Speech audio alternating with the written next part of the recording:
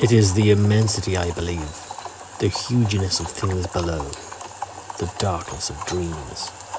But I am wool gathering. Forgive me. I am not a literary man.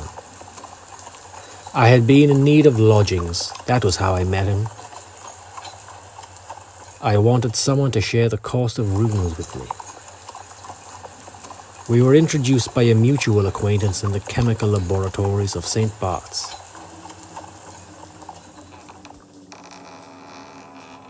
You have been in Afghanistan, I perceive. Astonishing. Not really. From the way you hold your arm, I see you've been wounded, and in a particular way. You have a deep tan. You also have a military bearing. And there are few enough places in the empire that a military man can be both tanned, and given the nature of the injury to your shoulder, and the traditions of the Afghan cave folk, torture.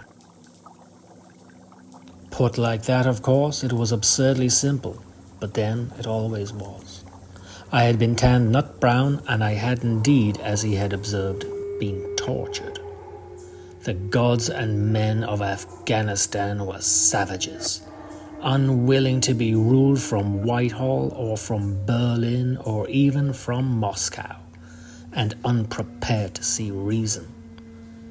I had been sent into those hills attached to the 9th Regiment. As long as the fighting remained in the hills and mountains, we fought on an equal footing. When the skirmishes descended into the caves and the darkness, then we found ourselves, as it were, out of our depth and in over our heads. I shall not forget the mirrored surface of the underground lake, nor the thing that emerged, its eyes opening and closing, and the singing whispers that accompanied it as it rose, wreathing their way about it like the buzzing of flies larger than worlds. That I survived was a miracle, but survive I did, and I returned to England with my nerves in shreds and tatters. The place the leech-like mouth had touched me was tattooed forever frog white into the skin of my now withered shoulder. I had once been a crack shot. Now I had nothing, save a fear of the world beneath the world akin to panic. I scream in the night. I have been told that I snore. Also, I keep irregular hours, and I often use the mantelpiece for target practice. I will need the sitting room to meet clients. I am selfish, private, and easily bored. Will this be a problem? I smiled and shook my head and extended my hand. We shook on it. The rooms he had found for us in Baker Street were more than adequate for 2 bachelors. I bore in mind all my friend had said about his desire for privacy, and I forbore from asking what it was he did for a living. Still, there was much to pique my curiosity. Visitors would arrive at all hours, and when they did, I would leave the sitting room and repair to my bedroom, pondering what they had in common with my friend. The pale woman with one eye bone white, the small man who looked like a commercial traveler, the portly dandy in his velvet jacket, and the rest. He was a mystery to me. We were partaking of one of our landlady's magnificent breakfasts one morning when my friend rang the bell to summon the good lady. There will be a gentleman joining us in about 4 minutes.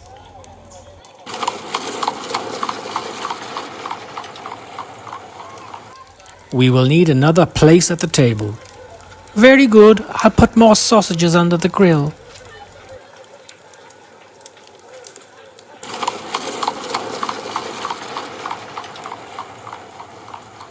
I don't understand.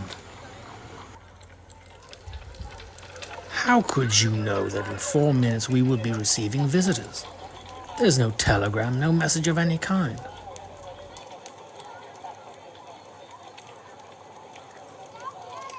You did not hear the clatter of the brougham several minutes ago? It slowed as it passed us, obviously as the driver identified our door. Then it sped up and went past and up into Marylebone Road.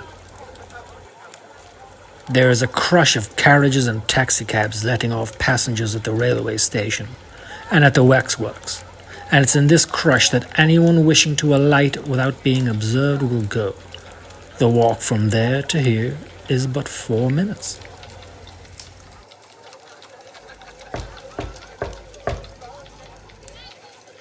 Come in, Lestrade. The door is ajar, and your sausages are just coming out from the grill.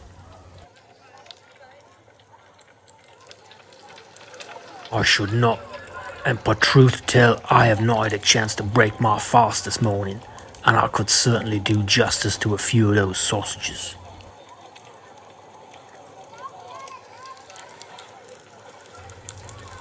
Obviously, I take it this is a matter of national importance.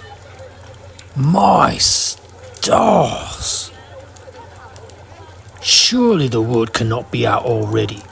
Tell me it is not. Of course not. I know the squeak of your Bram wheels, though, after all this time, an oscillating G-sharp above high C. And if Inspector Lestrade of Scotland Yard cannot publicly be seen to come into the parlour of London's only consulting detective, yet comes anyway without having had his breakfast, then I know this is not a routine case. Ergo, it involves those above us and is a matter of national importance.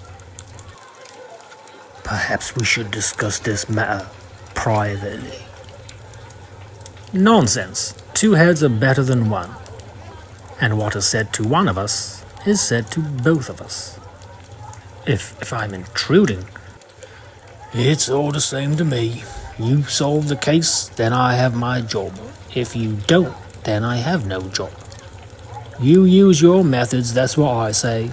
It can't make things any worse.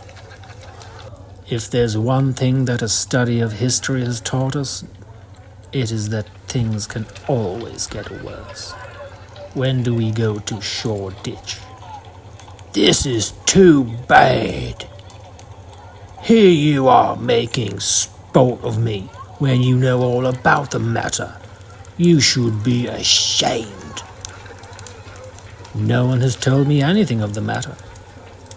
When a police inspector walks into my room with fresh splashes of mud, of that peculiar yellow hue on his boots and trouser legs, I can surely be forgiven for presuming that he has recently walked past the digging at Hobbs Lane in Shoreditch, which is the only place in London that particular mustard-coloured clay seems to be found.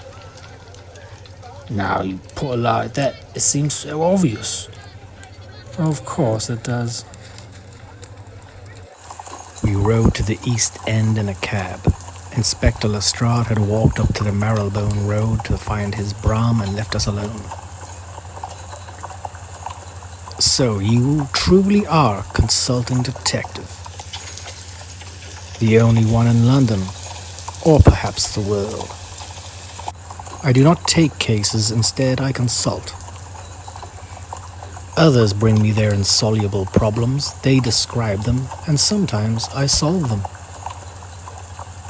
Then those people who come to you are in the main police officers or are detectives themselves, yes.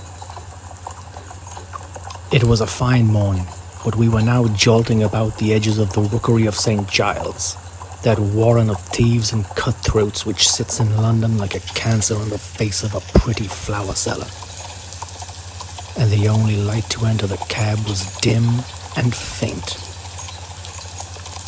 Are you sure that you wish me along with you? I have a feeling that we were meant to be together. That we have fought the good fight, side by side, in the past or in the future, I do not know. I am a rational man, but I have learned the value of a good companion, and from the moment I clapped eyes on you, I knew. I trusted you as well as I do myself. Yes, I want you with me. For the first time since Afghanistan, I felt I had worth in the world.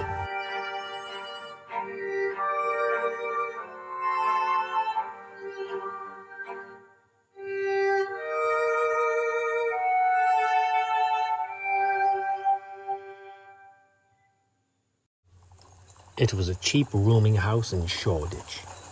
Robert! There was a policeman at the front door. Sir?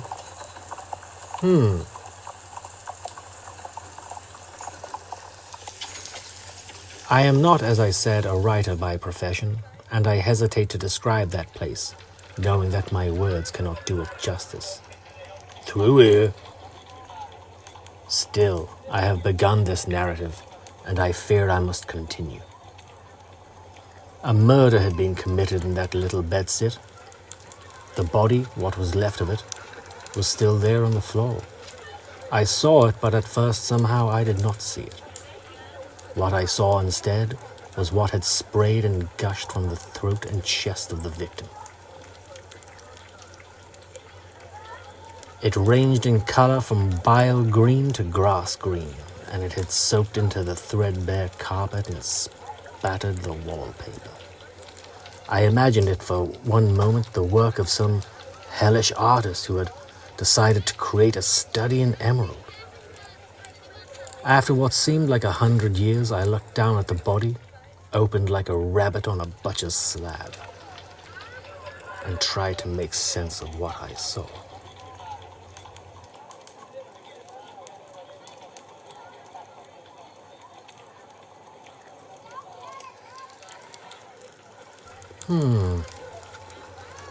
We've already done that.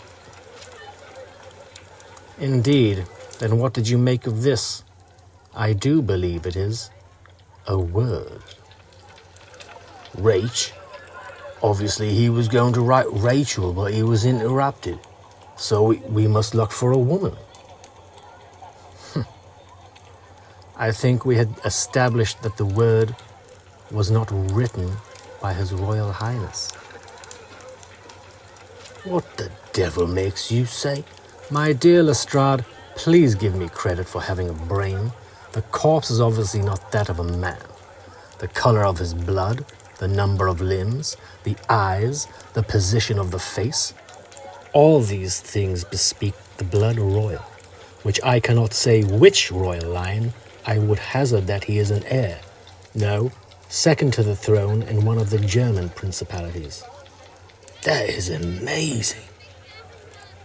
This is Prince Franz Drago of Bohemia. He was here in Albion as a guest of Her Majesty Victoria, here for a holiday and a change of air. For the theatres, the whores, and the gambling tables, you mean? If you say so. Anyway, you've given us a fine lead with this Rachel woman, although I don't doubt we would have found her on our own. Doubtless, the police have obscured footprints with their boots. Things have been moved around. Still, did you see this? Her Majesty's police tend not to be excited by ash in a fireplace. It's where ash tends to be found. And the body? The palace will send their own people. Inspector, your quest for Ms. Rachel may prove fruitless. Among other things, Reich is a German word. It means revenge. Check your dictionary. There are other meanings. You have never seen royalty before this morning, have you? Well, the sight can be unnerving if you're unprepared. Why, my good fellow, you are trembling. Forgive me. I shall be fine in moments. Would it do you good to walk? West, then. So, have you never had any personal encounters with any of the crowned heads of Europe? No. I believe I can confidently say that you shall. And not with a corpse this time, very soon. My dear fellow, what makes you believe there are invitations one does not refuse?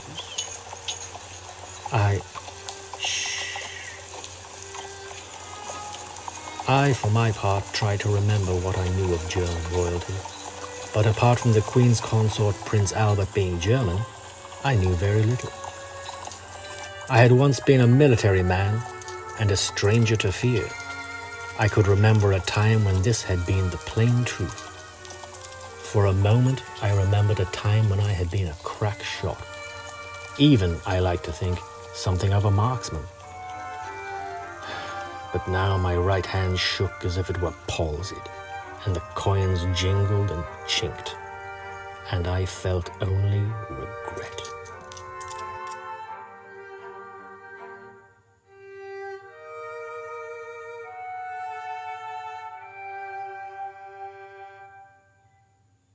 The Queen's consort, Prince Albert, was a big man with an impressive handlebar moustache and a receding hairline, and he was undeniably and entirely human. The Queen is most upset. Franz was one of her favorites. She has many nephews, but he made her laugh so. You will find the ones who did this to him. I will do my best. I have read your monographs. It was I who told them that you should be consulted. I hope I did right. As do I. She was called Victoria because she had beaten us in battle 700 years before. And she was called Gloriana because she was glorious. And she was called the Queen because the human mouth was not shaped to say her true name. This must be solved. Indeed, ma'am. Step forward. Is not to be afraid. Is to be worthy. Is to be a companion. There was a moment, but only a moment, of deep pain, and more profound than any I have ever experienced.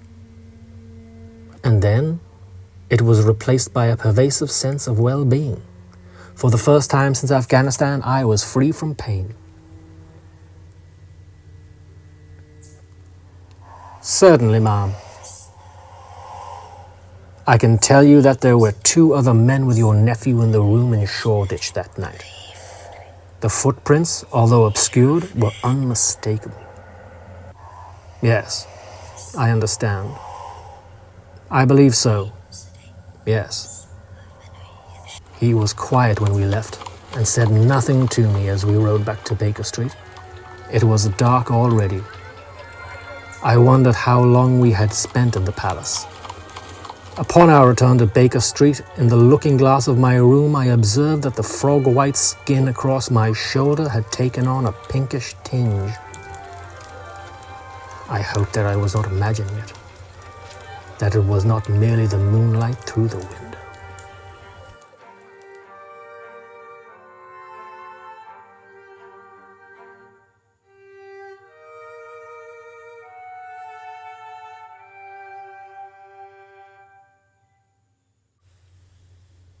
That my friend was a master of disguise should have come as no surprise to me, yet surprise me it did.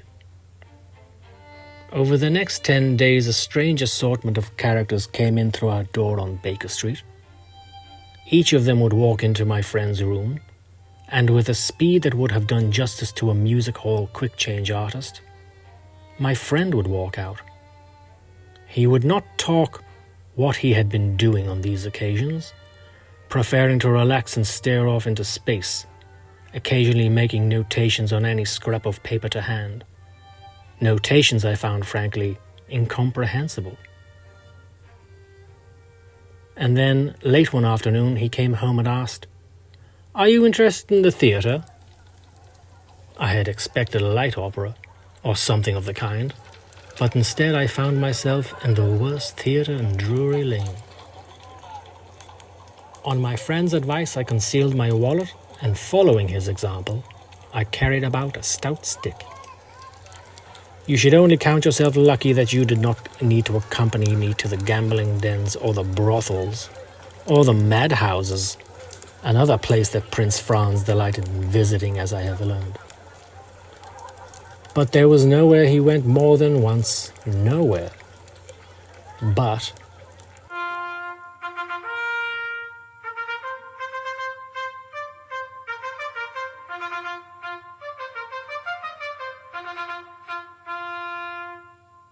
It was a fine enough show in its way. 3 one-act plays were performed. Comic songs were sung between the acts. The leading man was tall, languid, and had a fine singing voice. The leading lady was elegant, and her voice carried through all the theatre. The comedian had a fine touch for patter songs. The first play was a broad comedy of mistaken identities. The leading man played a pair of identical twins who had never met, but had managed by a set of misadventures each to find himself engaged to be married to the same young lady, who, amusingly, thought herself engaged to only one man. The second play was a heartbreaking tale of an orphan girl who starved in the snow selling hothouse violets. Her grandmother recognized her at the last and swore that she was the babe stolen 10 years back by bandits. But it was too late, and the frozen little angel breathed her last. The performance finished with a rousing historical narrative. The entire company played the men and women of a village on the shore of the ocean, 700 years before our modern times. They saw shapes rising from the sea in the distance. The hero joyously proclaimed that these were the old ones, as foretold, returning to us from Earlier and from dim Carcosa and from the plains of Leng, where they has slept or waited or passed out the time of their death. The villagers are eating too many pies and drinking too much ale, as they are imagining shapes. Those shapes coming from the sea are monsters and demons. They must be destroyed.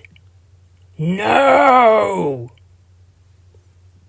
At the climax, the hero beat the priest to death with his own crucifix and prepared to welcome them as they come. Ah! Oh! The heroine sang a haunting aria whilst in an astonishing display of magic lantern trickery. It seemed as if we saw their shadows cross the sky at the back of the stage. The Queen of Albion herself, and the Black One of Egypt, and the ancient goat, parent to 1,000, emperor of all China, and the Tsar unanswerable, and he who presides over the New World, and the White Lady of the Antarctic fastness, and the others. And as each shadow crossed the stage, or appeared to, from out of every throat in the gallery unbidden came a mighty huzzah, until the air itself seemed to vibrate. The moon rose in the painted sky, and then, at its height, in one final moment of the theatrical magic, it turned from a pallid yellow, as it was in the old tales, to the comforting crimson of the moon that shines down upon us all today. Stout fellow, let us go backstage. I might talk to Mr. Vernet. A woman who had played the heroine's best friend in the first play, and the saucy innkeeper's daughter in the last, pointed us to the end of the room. Sherry Vernet? I do not believe I have had the pleasure. My name is Henry Camberley. You may have heard of me. I must confess that I have not had the privilege. A theatrical promoter from the New World. My. And this is a friend of mine, Mr. Sebastian. He is not of the profession. Oh, congratulations. It was an impressive performance, Miss Vernet. Have you ever visited the New World? I have not yet had that honor, although it has always been my dearest wish. Well, my good man, maybe you'll get your wish. That last play, I've never seen anything like it. Did you write it? Alas, no. The playwright is a good friend of mine, although I devised the mechanism of the magic lantern show. You'll not see finer on the stage today. Would you give me the playwright's name? Perhaps I should speak to him directly, this friend of yours. That would not be possible, I am afraid. He is a professional man, and does not wish his connection with the stage to be publicly known. I see. I am sorry. I have forgotten to bring my tobacco pouch. I smoke a strong black shag, but if you have no objection, none. Why, I smoke a strong shag myself. My friend described a vision he had for a play that would tour the cities of the New World. From Manhattan Island all the way to the farthest tip of the continent in the deepest south. The first act could be the play we have seen. The rest of the play might tell of the dominion of the Old Ones over humanity and all its gods. Perhaps imagining what might have happened if people had no royal families to look up to. A world of barbarism and darkness. But your mysterious professional man would be the play's author, and what occurs would be his alone to decide. Our drama would be his. But I can guarantee you audiences beyond your imaginings, and a significant share of the takings at the door. Let us say 50%? This is most exciting. I hope it will not turn out to have been a pipe dream. No, sir, it shall not. Come to my rooms in Baker Street tomorrow morning after breakfast time, say at 10, in company with your author friend, and I shall have the contracts drawn up and waiting. Ladies and gentlemen of the company, I have an announcement to make. This gentleman is Henry Camberley, the theatrical promoter, and he is proposing to take us across the Atlantic Ocean and on to fame and fortune.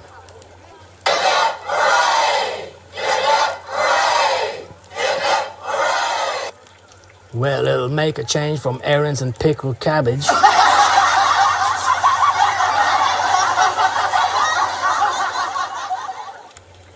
My dear fellow, whatever was not another word. There are many ears in the city. There, that's the tall man found, or I'm a Dutchman. Now we just have to hope that the cupidity and curiosity of the limping doctor proves enough to bring him to us tomorrow morning. The limping doctor? That is what I have been calling him. It was obvious from the footprints and much else besides when we saw the prince's body that two men had been in that room that night. A tall man, who, unless I miss my guess, we have just encountered, and a smaller man with a limp, who eviscerated the prince with a professional skill that betrays the medical man. A doctor. Indeed. I hate to say this, but it is my experience that when a doctor goes bad, he is a fouler and darker creature than the worst cutthroat. There was Houston, the acid bath man, and Campbell, who brought the Procrustean bed to Ealing, and he carried on in a similar vein for the rest of our journey. There'll be one in Thames. Much obliged to you both. Odd. Our cabbie just ignored that fellow on the corner. They do that at the end of a shift. Indeed they do. I dreamed of shadows that night, vast shadows that blotted out the sun, and I called out to them in my desperation, but they did not listen.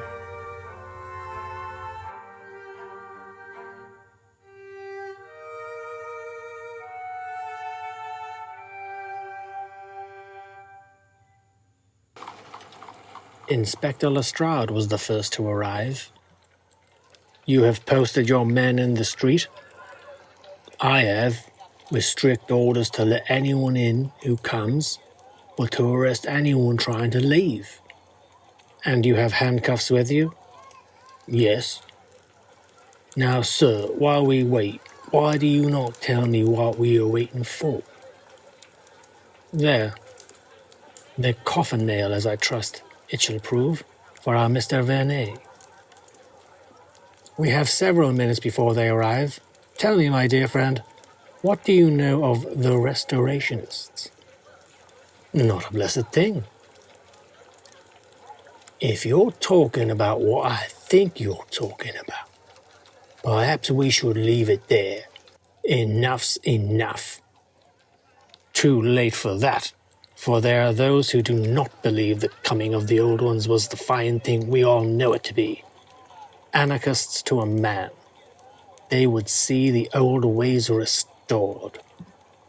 Mankind in control of its own destiny, if you will. I will not hear this sedition spoken. I must warn you. I must warn you not to be such a fathead.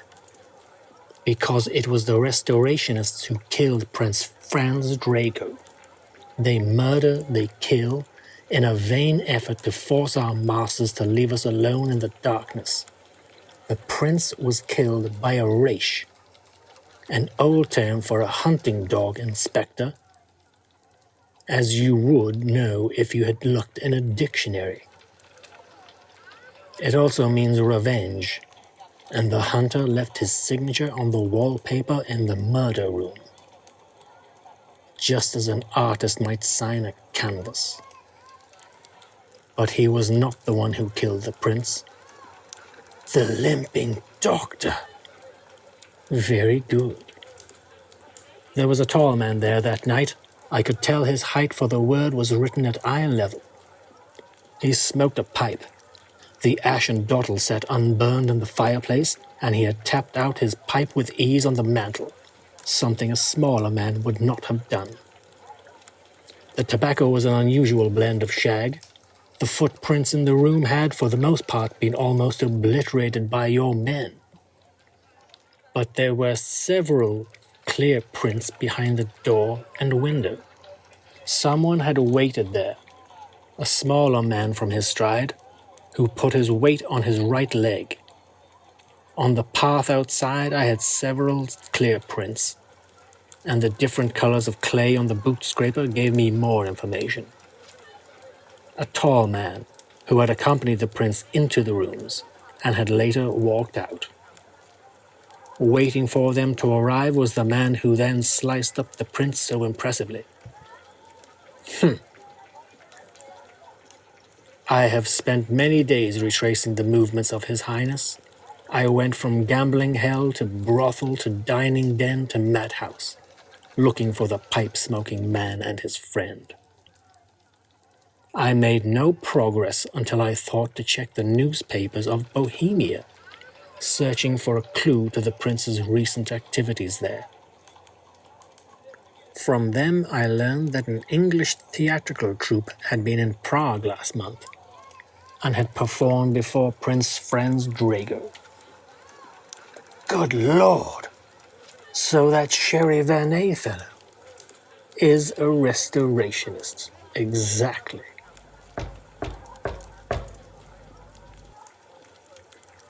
That will be our quarry. Careful now.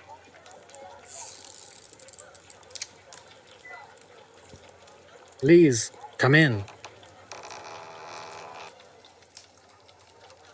It was not Vernet, nor was it the limping doctor. It was one of the young street Arabs who entered a crust running errands. Please, sirs, my name is Wiggins. Is there a Mr. Henry Campbell here? I was asked by a gentleman to deliver a note. I am he. My dear sir, I do not address you as Henry Campbell, for it is a name to which you have no claim.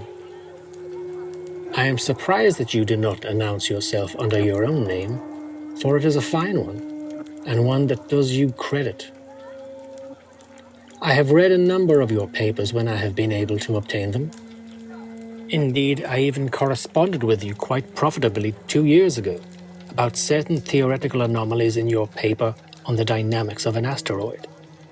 I was amused to meet you yesterday evening. A few tips which might save you bother in times to come in the profession you currently follow. Firstly, a pipe-smoking man might possibly have a brand new, unused pipe in his pocket. and no tobacco. But it is exceedingly unlikely, at least as unlikely as a theatrical promoter with no idea of the usual customs of recompense on a tour, who was accompanied by a taciturn ex-army officer, Afghanistan unless I miss my guess.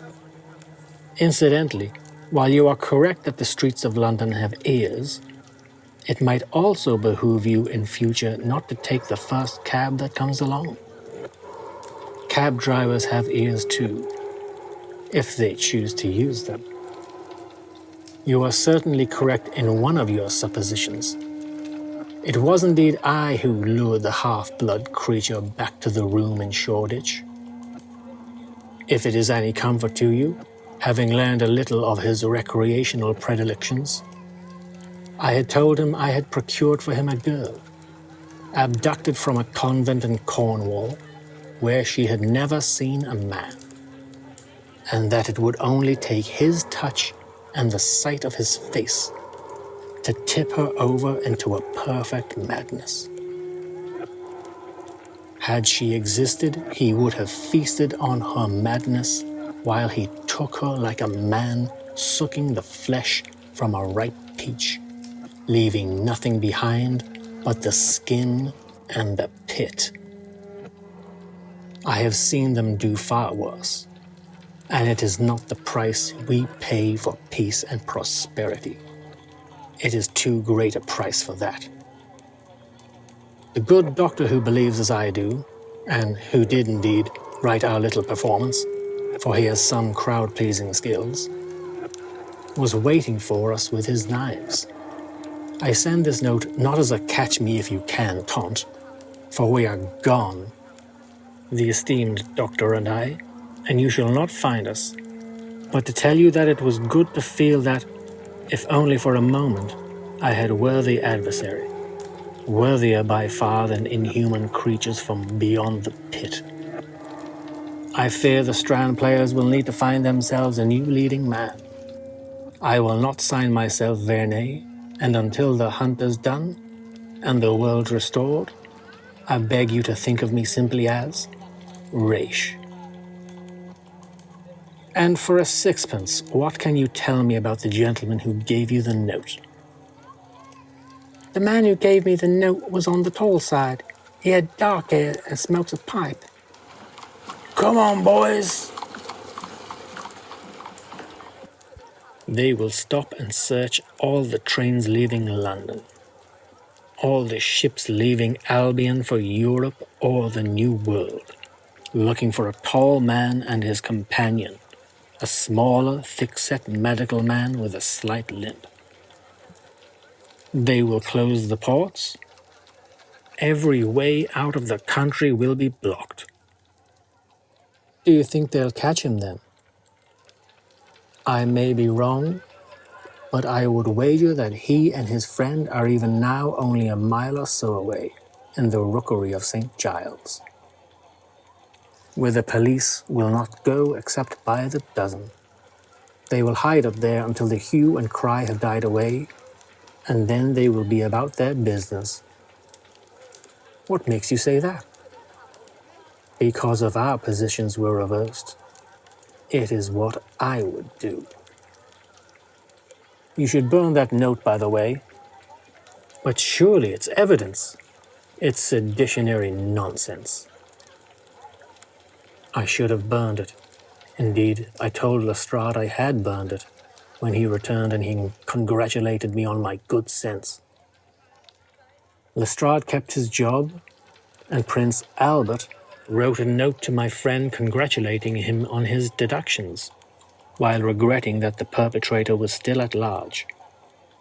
They have not yet caught Sherry Vernet, or whatever his name really is, nor was any trace found of his murderous accomplice, tentatively identified as a former military surgeon named John, or perhaps James, Watson. Curiously, it was revealed that he also has been in Afghanistan. I wonder if we ever met. My shoulder, touched by the Queen, continues to improve. The flesh fills and it heals. Soon I shall be a dead shot once more. One night, when we were alone several months ago, I asked my friend if he remembered the correspondence referred to in the letter from the man who signed himself Raish. My friend said that he remembered it well, and that Sigurdsson, for the actor had called himself then, claiming to be an Icelander, had been inspired by an equation of my friend's to suggest some wild theories furthering the relationship between mass, energy, and the hypothetical speed of light. Nonsense, of course, but inspired and dangerous nonsense nonetheless. The palace eventually sent word that the Queen was pleased with my friend's accomplishments in the case, and there the matter has rested. I doubt my friend will leave it alone, though. It will not be over until one of them has killed the other. I kept the note. I have said things in this retelling of events that are not to be said. If I were to be a sensible man, I would burn all these pages. But then, as my friend taught me, even ashes can give up their secrets. Instead, I shall place these papers in a strong box at my bank, with instructions that the box may not be opened until long after anyone now living is dead. Although in light of the recent events in Russia, I fear that day may be closer than any of us would care to think. Signed Sebastian Moran, Major, Baker Street, London, New Albion, 1881.